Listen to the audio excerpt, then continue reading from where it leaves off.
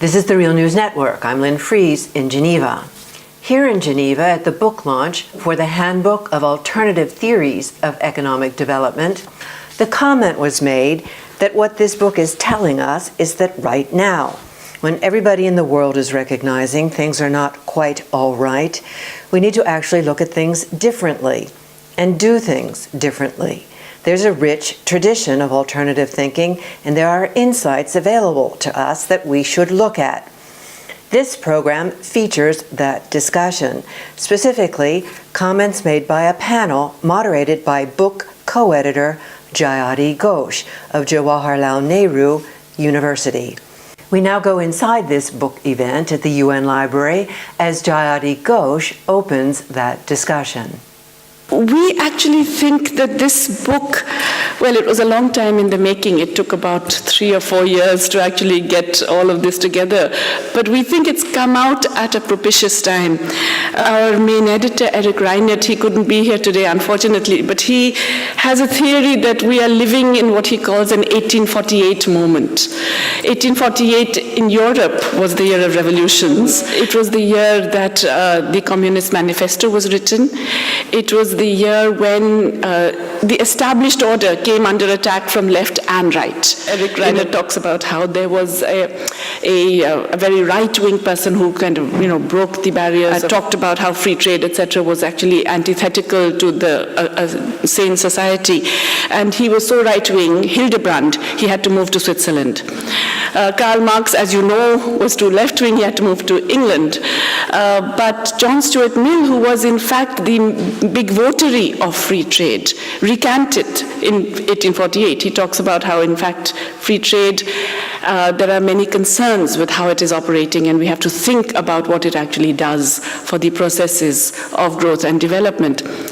Of course, all of them saw themselves as talking about development. And in a sense, that's what we want to bring back. The notion that development economics is not something separate.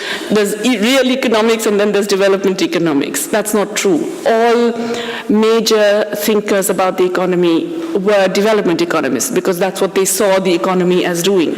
In a sense, going through transformations, structural changes, different kinds of evolution, and that is what they studied.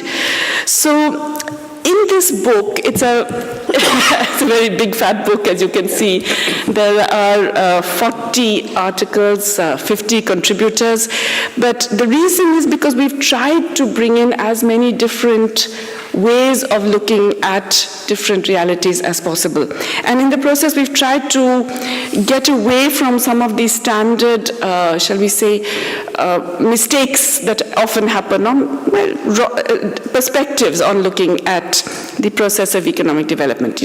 First of all, the notion that the physiocrats were the origin of economic thinking, and after the physiocrats came Smith and so on and so forth. This book shows that there was a wealth of fascinating economic theory which is still relevant in the 16th and 17th centuries in Europe, but in fact also in China, in the Tang dynasty, in India, in the 2nd and 4th century BC, and so on and so forth. So, there was a wealth of very, very interesting, relevant discussion on economic development in the history of economic thought.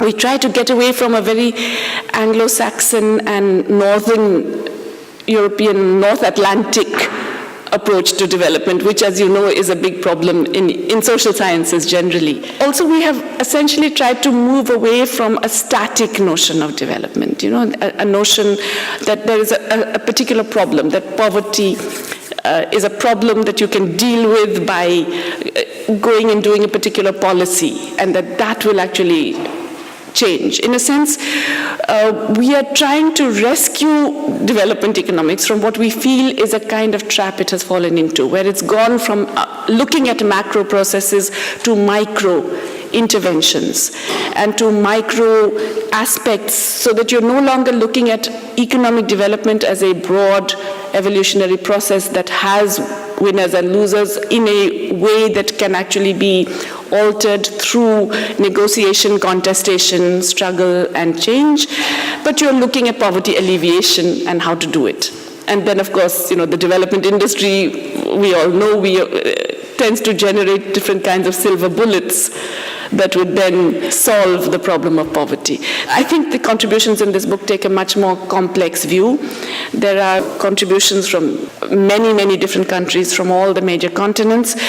There are historical, analytical, and contemporary contributions. But I think what's important is that it's telling us that right now, when everybody in the world is recognizing that things are not quite all right, we need to actually look at things differently and do things differently.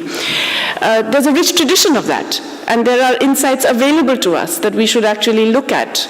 So I'm going to begin by asking Rainer Kattel, who is one of the editors of this volume. Rainer is currently, he's a professor at Tallinn University of Technology in Estonia, and he's also a visiting professor at University College London. I think Rainer has some very interesting insights, not just about industrialization and development, but about deindustrializing, coming from Eastern Europe, and what that does to development. And in particular, how the wheels of history can change in very different ways, sometimes really bad. We've been through a lot of the bad recently, and sometimes in a positive direction. So Rainer, can I ask you a little bit about those? Yeah, I think one of the first things in the context of the book, to look at it is actually when we started it, discussion with Elgar was probably 5 years ago, and if you look at it now, the political context has really radically changed, and both for the worse and for the better in that sense. If you look what happens in the United States, of course it has become much worse for the orthodox ideas and the orthodox thinking. But also there are, of course, countries where the political change is quite different. And even in my own country, Estonia, where I come from, we were for 25 years, I think, one of the most neoliberal countries in Europe. So we were in number one in economic growth, but also number one in Gini index. And so we had this sort of embodied the neoliberal good and the bad. And of course also our ideas had actually very difficult traction, but since last October we have a prime minister who used to be my student. So things actually can change to a positive. So people who have been educated in orthodox ideas can also come to power. And of course the same what we see happening now in UK, where Jeremy Corbyn all of a sudden has become a youth idol, and he's being sung at Glastonbury Festival, which is the last thing you would think of as a political event. But still, so there is a political sea change going on. And I think what the book really tries to address is to show sort of the key fallacies of the last perhaps 20 years in development thinking. And I think they all center around sort of the basic idea that economics as a science and the economy as an activity and technology and innovation are somehow value-free, that they do not create moral or social values, that they are apolitical in that sense. They are what they are. They're like physics. You just need to do it well, you need to do it right, and you get development. But of course, that's what orthodox economics can do very well, to show this is blatantly not true. I mean, it's not true historically, and it's also not true in terms of theory and other frameworks and concepts. So if you look at financial innovations, obviously there are innovations that are very, very harmful to the society, to the social good. And the same thing if you look, for instance, around idea of inequality, dislocation of people, all of these processes. There are economic processes, especially technological processes, can also be very, very harmful. And so there is always obviously a need to understand economy, or in economics as a political economy, as a moral science, as it were. And I think this is what the volume really shows, that there's a wealth of, there's not only one way of doing economics as a moral science, if you will, but there has been in history and even today multiple of ways of doing that. And that's perhaps where this volume has become particularly, I think, timely, is to show exactly for these new political movements that there is not only one way of doing, I don't know, 1970s social democracy, but you can also do very different ways of orthodox new economic policies that are perhaps much more inclusive and actually oriented towards sort of public purpose and public good than the economic orthodoxy. So in that sense, I think this is really what the book shows. But I think for the political movements and also for our discussion, I think what is really the key issue is how do you break what the great John Galbraith called bureaucratic symbiosis. I mean, he saw the symbiotic relationship between big business and government. Is that they both sort of serve the same master, which is themselves, basically, and really don't care about public purpose and public value and all of those issues.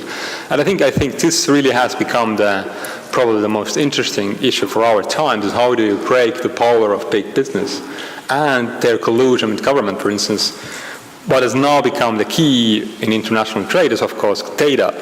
The data has become so dominantly important, but data is basically owned by 5 companies.